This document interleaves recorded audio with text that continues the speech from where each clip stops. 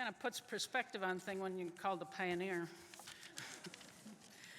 I'd first like to thank Kathy DeBoer and all the AVCA staff members, and especially Jostens for this incredible event and honor. I appreciate that very much. And I'd also, just a little shout out to Kathy. Where are you? DeBoer. Oh, I was just going to remind them in 2005 or 6, I can't remember which, Bonnie Kenny and I flew down to Lexington to try to recruit you. That was my best recruiting job ever, to be our executive director. And you've done a fabulous job. So.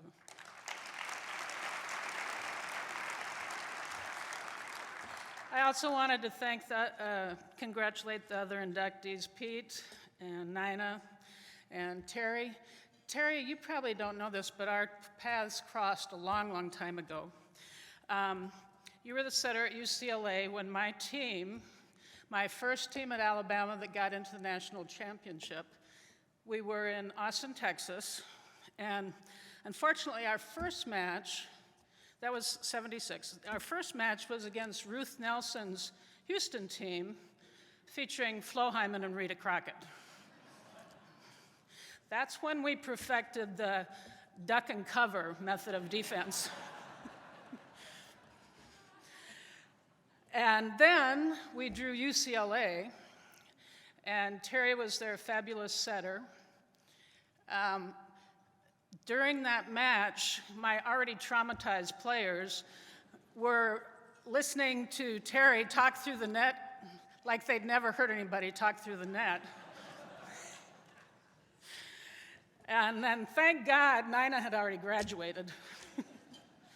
And I have been fortunate that we haven't run into any of your players, Pete. So I've been reflecting on my career also, and come to the conclusion that, how did I get so lucky?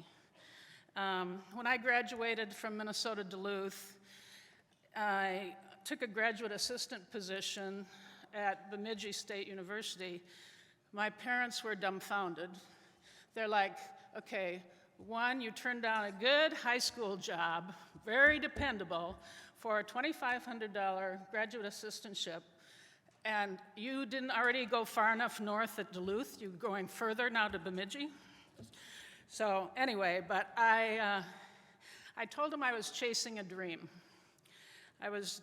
Title IX had just passed, and I was chasing the dream that someday colleges would hire women and actually pay them to coach. And my college coaches did not get paid. So it was a dream, and fortunately, it eventually came true. So I feel really fortunate to have had a job and a career that I dreamed about all these years, and that it came true. I feel very fortunate. But I think looking back at my career, most of it has been about building relationships, meaningful relationships. And there are two tables back there that are filled with close friends, former players, former assistant coaches. And I just want you all to know that you have nourished my soul more than you could ever imagine. Love you, Scout. There are a couple people I want to mention. Vivian Langley is back there. Viv was the first student athlete I met at Alabama in '74. I was a whopping 24 years old. And she was work study student, and she also was our captain for all 4 years. And they actually have a Vivian Langley scholarship, or Vivian Langley leadership position that they honor every year for a student athlete. Dorothy Franco was also a 4-year player at Alabama. She was an Olympian on the team handball team. And I won't say Dorothy was a handful to coach, but she was. But more than anything, I always knew she had a heart of gold. And she challenged me in ways that made me a better coach and a better person.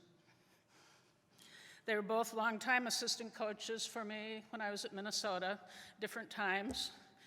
And you can only dream of having people that can talk to a wall for a half hour without taking a breath. So they were great at recruiting, best recruiters I ever had. And as a matter of fact, Dorothy's husband was a little astonished when on their honeymoon she was making recruiting calls. These two women are like family to me. Others I'd like to acknowledge, Sandy Vivas and Mary Jo Pepler. They're not here today, but Sandy was the original executive director of the AVCA, and I was on the board when she was hired, and believe me, she had a daunting task ahead of her. And she did that job for 17 years and got us to the point where we didn't have to worry every year that we were going to go broke, and you've seen what it's become now. So, and Mary Jo, she's probably one of our greatest athletes ever, and a close friend and creative coach, somebody that was like a Pied Piper with players. And I was fortunate. Everybody always asks me how this happened, but who gets to have Mary Jo as their assistant coach for 2 years? And I talked her into it.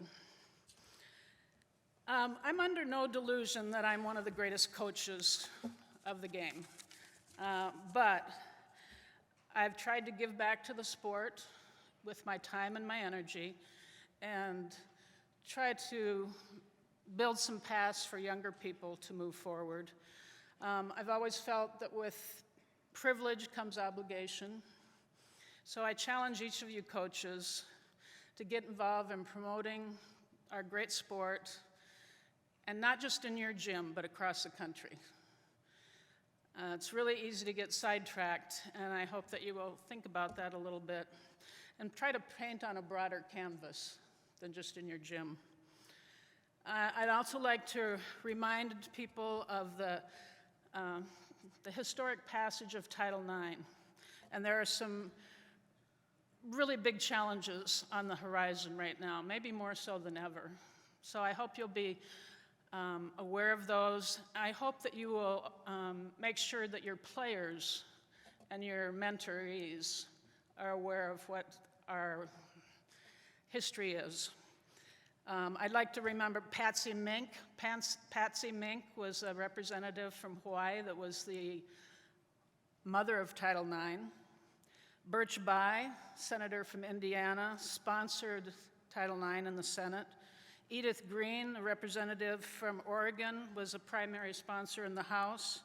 And believe it or not, it was signed into law by President Richard Nixon. These are some of the real giants of the Title IX battles. I wanted to end with a quote from a woman, Boynton Robinson, who was a civil rights leader back in the day. I think she actually was portrayed in the movie Selma. And she died not long ago at 104. When she was asked how she felt about current civil rights activists saying that they were standing on her shoulders, she was quoted as saying, "Get off my shoulders. Get out and make some things better." And so I think that's our challenge as coaches. Don't be satisfied. Don't be complacent. Get out and make things better. Thank you so much for this honor. I feel very privileged.